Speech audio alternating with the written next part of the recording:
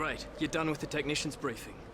Look, I know we've got a lot to get through in FP1, but Will Buxton's been pushing for a quick interview before you head out on track. Don't worry too much, he's a good lad. He's just over there. These media appearances are important for a few reasons. They'll help build your profile and your brand. Plus, your team will get a real boost to their motivation if they hear you praising them.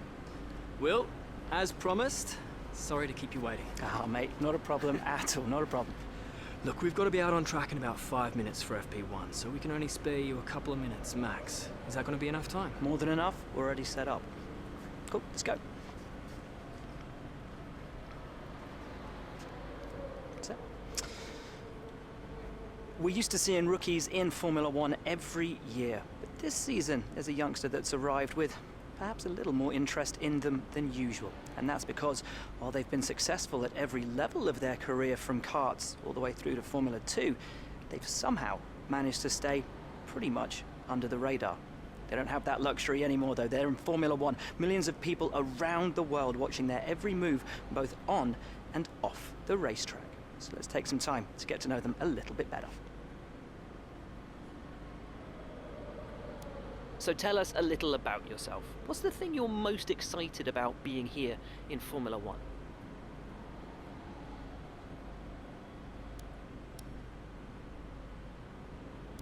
After your successful junior career, you must have had a lot of interest. What drew you to sign for your current team? What would you say is going to be the biggest challenge for you this season? Really appreciate your time, but I know you're very keen to get on. Best of luck out there.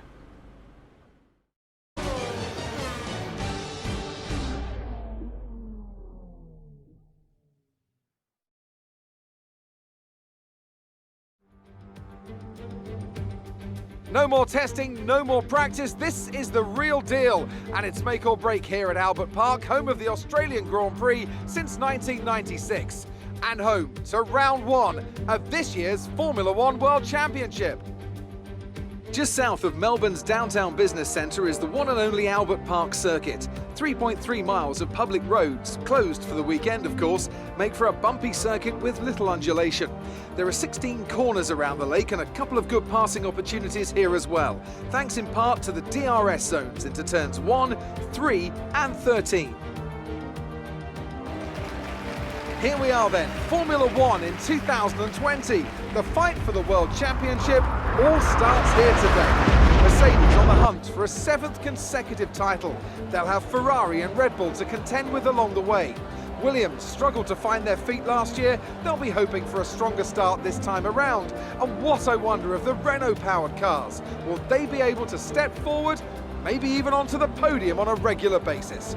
Plenty to discuss then with Anthony Davidson. He's out of hibernation too, and alongside me in the commentary box once again. It's good to be back, Crofty. Let's hope for some good racing today. We can't know at this point how competitive these teams are relative to each other, but hopefully nobody is able to run and hide. We want to see these drivers pushing to the limit all the way to the checkered flag. With the race minutes away from starting, here's what today's grid rundown looks like. Good job yesterday from Valtteri Bottas. The Finn starts from pole position and Lewis Hamilton completes the front row. As we continue through the rest of the grid today, we have Leclerc, Verstappen, Virtanen and Ricciardo, Norris, Vettel, Sainz and Sergio Perez, Stroll, Gasly, Daniel Kvyat and Magnussen, Grosjean, Albon, Kimi Raikkonen and Nicholas Latifi. Giovinazzi and George Russell ends our grid lineup. That's it then, it's time to go racing as we head to trackside for today's race.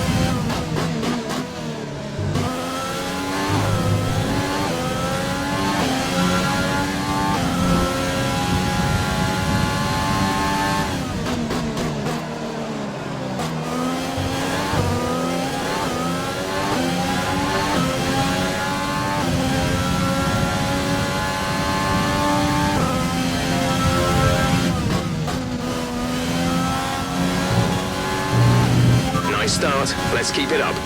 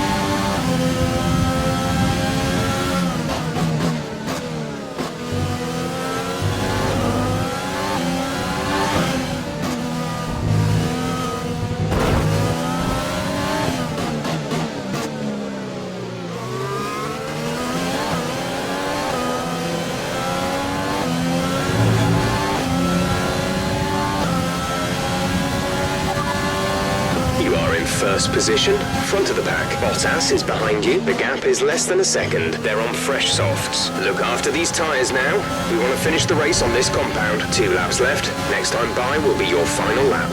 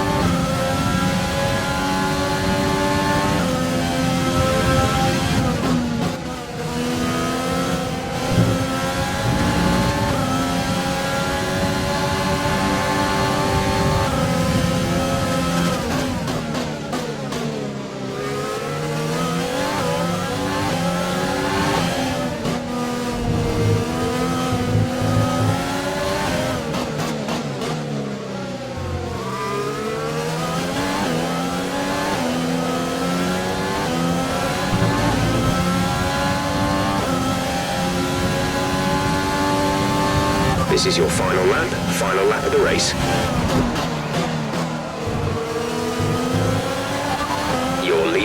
back. P1, Bottas behind. Less than a second separate you. They're on fresh softs. This is your final lap of the race.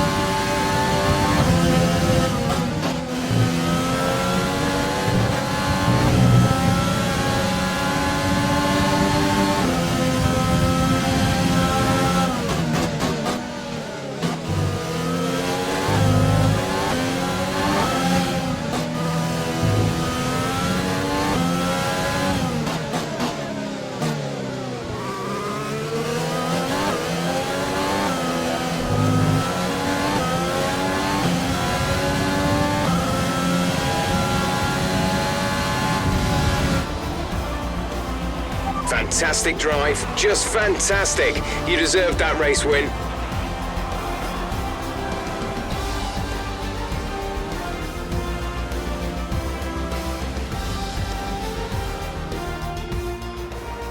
We've witnessed some great battles on the streets of Melbourne today, and they've taken a fantastic win. Anthony, tell me, what was it that helped them achieve this success? Well, they certainly stood out as a drive with tons of confidence on the track. I think their ability to keep their cool, even during some of the more hectic parts of the race, meant they were able to capitalise on the mistakes of other drivers, giving them the opportunity to make their way to the top spot with ease. Here come today's winning drivers, and what a race it was. This is a team that knows success very well in F1, and they're just itching for even more. Congratulations to the Renault team for their excellent win today.